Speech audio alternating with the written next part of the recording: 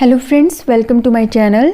अगर आप कर रहे हैं उत्तराखंड एलटी इंग्लिश 2024 की तैयारी और आपको करना है ये एग्ज़ाम क्वालिफाई, तो बिना देर के सब्सक्राइब कर दें इस चैनल को, क्योंकि इस चैनल पर आपको मिलेगा ढेर सारा कंटेंट इंग्लिश के जितने भी टीचिंग एग्ज़ाम्स हैं उनको क्वालिफाई करने के लिए। फ़िलहाल हम करवा रहे हैं आपको hello friends, welcome to my channel. अगर आप कर रहे हैं उत्तराखंड एलटी इंग्लिश 2024 की तैयारी और अगर आपको करना है क्वालिफाई ये एग्ज़ाम, तो बिना देर किए सब्सक्राइब करिए इस चैनल को और शेयर कीजिए अपने फ्रेंड्स के साथ में, क्योंकि इस चैनल पर आपको मिलती है इंग्लिश से रिलेटेड जितने भी टीचिंग एग्ज़ाम्स हैं उनकी तैयारी करने के लिए खूब सारा कंटेंट। फ्रेंड्स, इसी के साथ मैं आपके साथ शेयर कर रही हूँ अपनी mail ID. Already about section में आप जाएंगे तो आपको मिल जाएगी, और टेलीग्राम लिंक कुछ लोगों को नहीं मिलता है, इसलिए मैं फिर से यहाँ पर एक बार शेयर कर दे रही हूँ, क्योंकि यहाँ पर आप मेल कर सकते हैं मुझे, अपनी प्रॉब्लम्स अपने मेल के थ्रू भेज सकते हैं, और टेलीग्राम लिंक पे आपको इन क्लासेस का लिंक मिल जाएगा, और भी कई इंपॉर्टेंट पीडीएफ्स और नोट्स जो हैं वो आपको टेलीग्राम चैनल पे मिल जाएंगे। Unit 3 literary forms and movements के अंदर में आज हमारा टॉपिक है रोमांटिसिज्म, और इसे हम कह देते हैं रोमांटिक एज इन लिटरेचर भी। रोमांटिसिज्म या रोमांटिक एज लिटरेचर में स्टार्ट होती है 1789 में और ख़त्म होती है 1837 में। शुरू करते हैं आज का topic. Romanticism is the term applied to the literary and artistic movement that took place in Europe towards the end of the 18th century between 1798 to 1837। Romanticism जो है वो एक टर्म है जिसे लिटरेरी और आर्टिस्टिक मूवमेंट की तरह शुरू हुआ था जो यूरोप में towards the end of 18th century. 18th century का एंड यानी कि जब न्यू क्लासिकल एज आपकी ख़त्म होती है तब आपका रोमांटिसिज्म जो है वो शुरू होता है बिटवीन 1798 टू 1837। जैसे कि मैंने आपको न्यू क्लासिकल वाले वीडियो में भी बताया था कि 1798 में लिरिकल बैलेट के पब्लिकेशन के साथ रोमांटिक एज की शुरुआत मानी जाती है। इस समय रेन था किंग जॉर्ज थर्ड का इन इंग्लैंड में उस समय किंग जॉर्ज थर्ड जो है वो रूल कर रहे थे। अभी देखते हैं, romanticism was born as a reaction against age of enlightenment and industrial revolution. Romanticism movement जो है वो एज अ रिएक्शन बॉर्न हुआ था एज ऑफ एनलाइटनमेंट और इंडस्ट्रियल रिवॉल्यूशन। इंडस्ट्रियल रिवॉल्यूशन जो कि हुआ था न्यू क्लासिकल एज में, और एज ऑफ एनलाइटनमेंट भी हम कहते हैं न्यू क्लासिकल एज को। जो ये एज ऑफ रीजन्स थी, यानी कि यहाँ पर बहुत ज़्यादा एम्पेरिसिस्ट वैल्यूज़ थी, लॉजिक और रीज़न काफ़ी ज़्यादा था, तो इसके अगेंस्ट एज अ रिएक्शन जो है वो रोमांटिसिज्म मूवमेंट बॉर्न हुआ था। Romanticism began with the publication of lyrical ballads in 1798 by Wordsworth and Coleridge. रोमांटिसिज्म शुरू हुआ था लिरिकल बैलेट के पब्लिकेशन के साथ 1798 में। आपको ये डेट याद रखनी है, 1798 में lyrical ballot first time publish हुई थी, और इसे पब्लिश किया था विलियम वर्ड्सवर्थ ने, और कॉलरिज ने भी इसमें कुछ पोएम्स अपनी कंट्रीब्यूट की थी। And ended with the crowning of queen Victoria, और एंड हुई थी क्वीन विक्टोरिया की क्राउनिंग के साथ इन 1837। अभी हम देख लेते हैं जो लिरिकल बैलेट है, बहुत इंपॉर्टेंट वर्क है ये रोमांटिक एज का, रोमांटिक लिटरेचर का। लिरिकल बैलेट के ऊपर हम देख लेते हैं एक छोटी सी समरी। लिरिकल बैलेट्स जब पब्लिश हुई थी तो फर्स्ट टाइम ये 1798 में पब्लिश हुई थी, और इसके 3 एडिशंस जो हैं बहुत पॉपुलर है। फर्स्ट है 1798 का, सेकंड है 1800 का, और थर्ड है 1802 का। फर्स्ट एडिशन में 23 पोएम्स टोटल पब्लिश हुई थी, जिसमें से 19 वर्ड्सवर्थ की थी और 4 कॉलरिज की थी। और जो फर्स्ट एडिशन है इसका, ये स्टार्ट होता है rhyme of the ancient Mariner के साथ और एंड होता है टिंटन एबी के साथ। फर्स्ट एडिशन में जो कॉलरिज और वर्ड्सवर्थ की पोइट्रीज़ हैं, इसमें वर्ड्सवर्थ की नेचर पोइट्रीज़ हैं, और जो कॉलरिज की पोइट्रीज़ हैं वो थोड़ा सा सुपरनेचुरल एलिमेंट है उसमें नेचर के साथ। ये आप ध्यान रखेंगे, ये इंपॉर्टेंट जानकारी है लिरिकल बैलेट्स के ऊपर। अब हम देखते हैं father of romanticism. Father of romanticism कहे जाते हैं जीन चेस्क रूसो को, यानी रूसो का नाम आपने सुना होगा बीएड करते समय भी।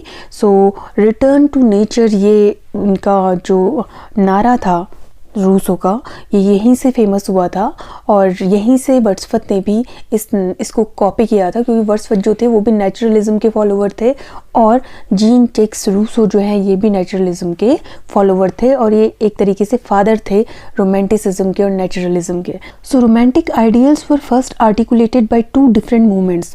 जो रोमांटिक आइडियल्स हैं वो फर्स्ट आर्टिकुलेट किए गए थे या अभिव्यक्त किए गए थे दो डिफरेंट मूवमेंट्स के द्वारा। तो पहला मूवमेंट है फ्रेंच रिवॉल्यूशन और दूसरा मूवमेंट है Sturm and Drang movement. So French revolution जो है, जैसा कि मैंने आपको बताया था, 1789 में फ्रेंच रिवॉल्यूशन स्टार्ट हुआ था फ्रांस में और it was a period of political and societal change in France. और ये एक मूवमेंट था जिस समय फ्रांस में काफ़ी सारे पॉलिटिकल और सोसाइटल चेंजेस जो हो रहे थे वो टेक प्लेस कर रहे थे या शुरू हो रहे थे। और दूसरा मूवमेंट जो है वो जर्मन मूवमेंट है, स्ट्रॉम एंड ड्रैंग मूवमेंट जिसे हम कहते हैं, जो कि 1760s और 1780s में शुरू हो गया था। So it was a proto romantic movement. तो स्ट्रॉम एंड ड्रैंग मूवमेंट जो है वो प्रोटो रोमांटिक मूवमेंट कह रहे हैं कि मूल रोमांटिक मूवमेंट जो था वो स्ट्रॉम एंड ड्रैंग मूवमेंट ही था जर्मन का, क्योंकि जो हमारा रोमांटिक मूवमेंट इंग्लैंड में आ रहा है वो आ रहा है 1798 में with the publication of lyrical ballets. और यहाँ पर आप देखेंगे स्ट्रॉम एंड ड्रैंग मूवमेंट जो है वो 1760s से 80s तक चला है, 1760s में शुरू हो गया है जर्मन में। और बेसिकली ये एक प्रोटो रोमांटिक मूवमेंट, एक मूल रोमांटिक मूवमेंट था जो कि जर्मन लिटरेचर एंड म्यूजिक में शुरू हुआ था, that focuses on individual subjectivity. जो इंडिविजुअल सब्जेक्टिविटी यानी कि इंडिविजुअल आम इंसान पे, ऑर्डिनरी मैन पे फोकस था और एक्सट्रीम ऑफ इमोशंस और जो एक्सट्रीमनेस है इमोशन पे उस पे बेस्ड था, जिस पे हमारा इंग्लिश रोमांटिक मूवमेंट भी बेस्ड है। तो ये दो मूवमेंट्स आप याद रखेंगे, क्योंकि दो मूवमेंट्स, दो रिवॉल्यूशन जो हैं काफ़ी ज़्यादा इम्पॉर्टेंट हैं, जहाँ से शुरुआत होती है आपके रोमांटिक एज की, रोमांटिक मूवमेंट की in English literature. Romanticism moved away from importance of empirical material worldview of neoclassical and looked to the imagination and nature as source of insight. So जो romanticism था उसने move away किया empirical rules जो थे, materialism जो था, world view जो था neoclassical का, उससे move किया। जैसे neoclassical एज जब मैं आपको बता रही थी तो मैंने आपको बताया कि उन्होंने जो रेनेसा के टाइम का जो आइडियलिस्टिक व्यू था उसको ब्रेक करके अपने जो क्लासिकल राइटर्स थे उनको फॉलो किया, लॉजिक, रीजन और एम्पेरिसिज्म में उन्होंने काफ़ी बिलीव किया। उसी तरीके से जैसे रोमांटिक मूवमेंट आता है, उन्होंने नियो क्लासिकल जो भी रूल्स थे उनको ब्रेक करना शुरू कर दिया। नियो क्लासिकल आइडियोलॉजी को उन्होंने फॉलो नहीं किया, उन्होंने एक नई आइडियोलॉजी बनाई जिसमें उन्होंने नेचर को सुप्रीम माना, इमेजिनेशन को सुप्रीम माना and they look towards nature and imagination for insight.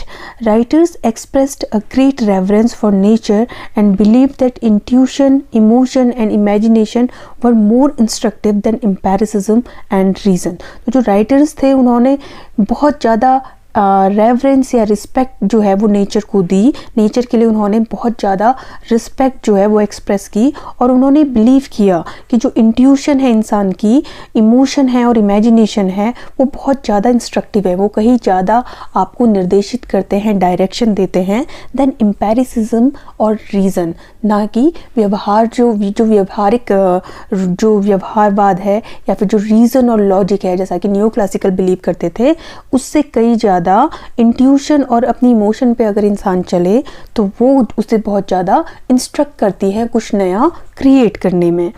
The romantic period overthrew the rules instilled during the neoclassical age. तो डायरेक्टली जो रोमांटिक्स थे इन्होंने ओवरथ्रू कर दिए जितने भी वैल्यूज़ थे, जितने भी रूल्स थे जो कि इंस्टिल किए थे न्यू क्लासिकल एज के द्वारा, उन सारे रूल्स को इन्होंने ब्रेक कर दिया, ओवरथ्रो कर दिया and abstain from the rigid writing styles of ancient classic.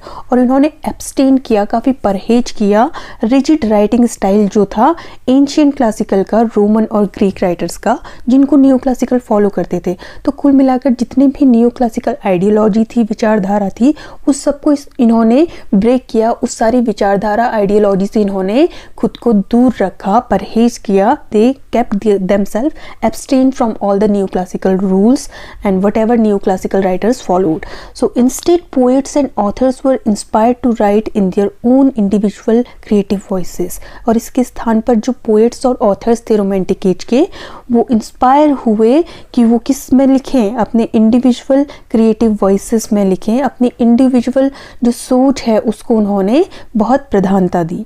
The romantics और writers to be similar to the common man.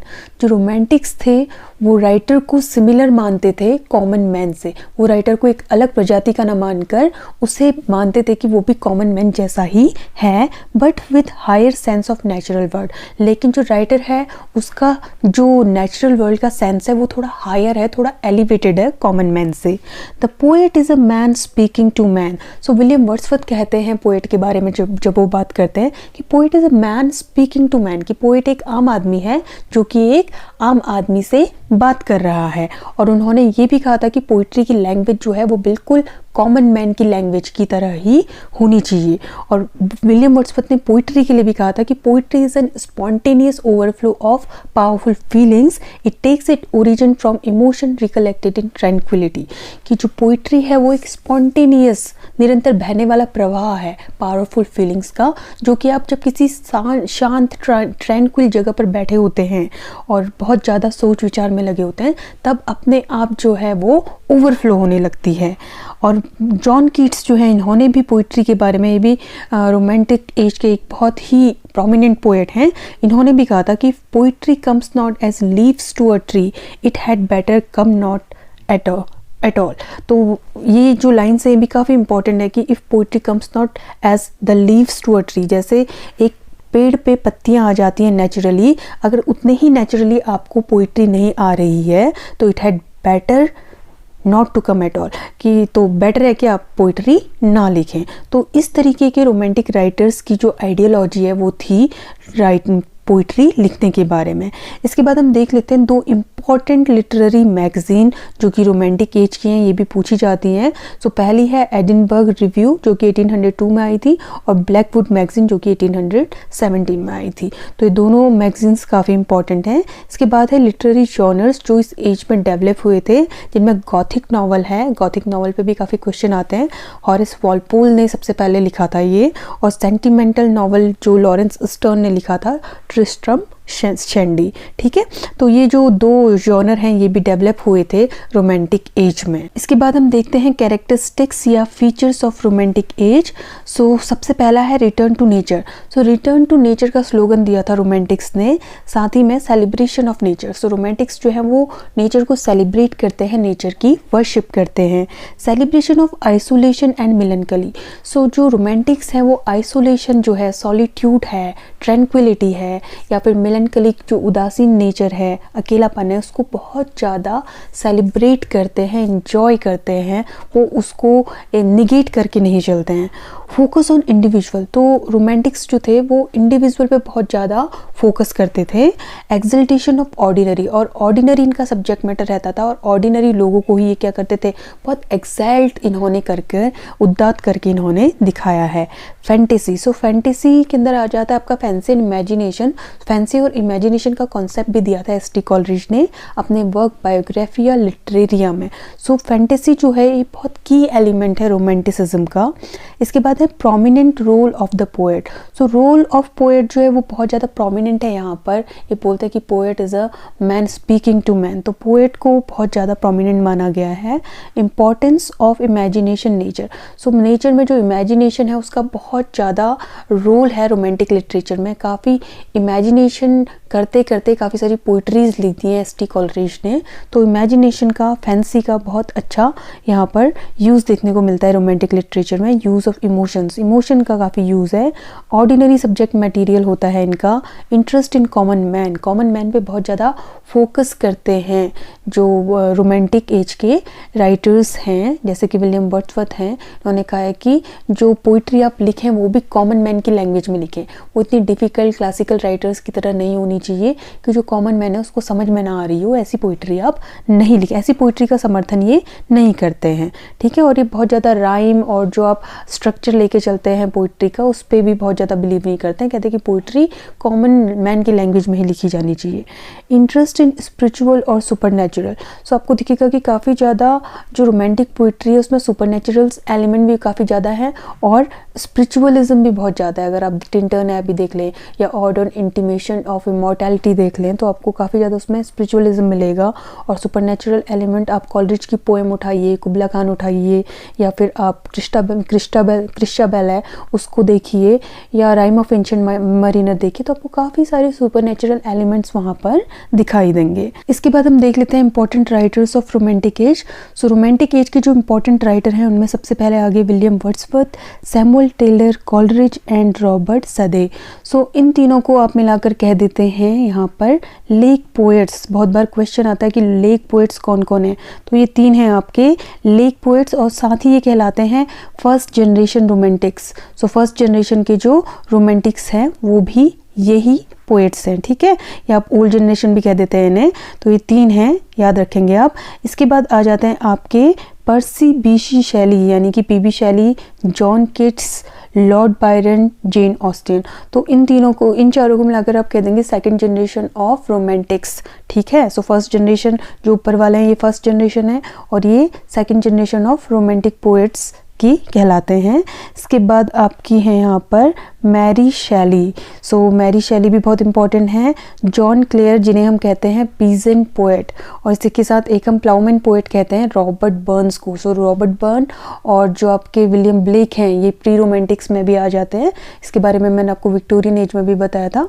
तो रॉबर्ट बर्न को हम कहते हैं प्लाउमैन पोएट और जॉन क्लेयर जो है इन्हें हम कहते हैं पीजेंट पोएट। दोनों बहुत दो इंपॉर्टेंट क्वेश्चन हो गए आपके यहाँ पर, तो इन्हें भी आप ध्यान रखेंगे। इसके बाद विलियम हाजलिट काफ़ी इंपॉर्टेंट राइटर हैं और ब्रॉन्टे सिस्टर्स में तीनों Brontë sisters Charlotte Brontë, Emily Bronte और एन ब्रॉन्टे, तीनों ही सिस्टर्स काफ़ी इंपॉर्टेंट हैं और शार्लोट और एमिली ब्रॉन्टे काफ़ी इंपॉर्टेंट हैं। अब हम देख लेते हैं important romantic literature. So romantic literature का जो इम्पॉर्टेंट वर्क है यहाँ पर हम देखेंगे। सबसे पहले विलियम वर्ड्सवर्थ हैं जिन्होंने लिखी थी lyrical ballad, Tintern Abbey, ode on intimation of immortality और द प्रील्यूड। सो ये इनका इम्पॉर्टेंट वर्क है। इसके सिवा जो इनकी लूसी पोएम्स हैं वो भी काफ़ी इंपॉर्टेंट हैं। इसके बाद हम देख लेते हैं सैमुअल टेलर कॉलरिज। तो इनकी जो फेमस पोएम है rhyme of the ancient Mariner मेरी फेवरेट पोएम है। इसके बाद क्रिस्टाबेल, कुबला खान और बायोग्राफिया लिटरेरिया इनका जो एक क्रिटिकल ट्रिटाइज है। इसके बाद है पीबी शैली जिनका इंपॉर्टेंट वर्क है एडोनिस जिन्होंने जॉन कीट्स की डेथ पे लिखा था। एलिजी है ये, क्वीन मैब, Prometheus unbound, necessity of atheism इनका पैम्फलेट है, कई बार पूछा जाता है ये। डिफेंस ऑफ पोइट्री इनका इंपॉर्टेंट क्रिटिकल वर्क है, ये भी बहुत बार पूछा जाता है, इसमें इन्होंने पोइट्री को डिफाइन भी किया है।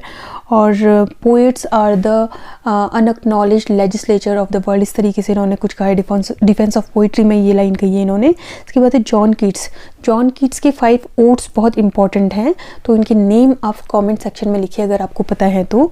और एंडीमियन और हाइपीरियन इनका बहुत इंपॉर्टेंट वर्क है। लॉर्ड बायरन का चाइल्ड हेरोल्ड पिलग्रिमेज, डॉन जुआन का भी टाइटल पूछ लिए जाते हैं। जेन ऑस्टिन के नॉवेल्स काफ़ी ज़्यादा इंपॉर्टेंट हैं, इनके भी टाइटल्स पूछ लिए जाते हैं।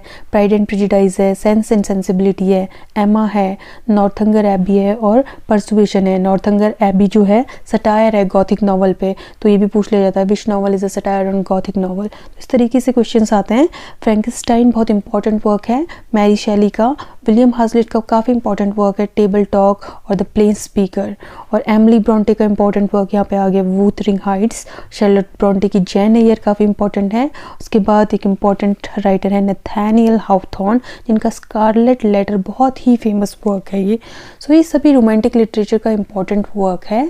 सो फ्रेंड्स, मैंने कोशिश की आपको रोमांटिक लिटरेचर, रोमांटिसिज्म जो मूवमेंट है उसकी जो भी जानकारी है वो देने की। इसके सिवा आपको जो भी इंपॉर्टेंट पॉइंट्स लगते हैं आप इसमें ऐड ऑन करते हुए चल सकते हैं। सो काफ़ी सारी इंपॉर्टेंट डिटेल्स मैंने आपको दे दी हैं, काफ़ी सारे क्वेश्चंस आपके कवर हो जाएंगे इस वीडियो के ज़रिए। सो आज के वीडियो में इतना ही, मिलते हैं नेक्स्ट वीडियो में। Till then stay tuned and thanks for watching this video.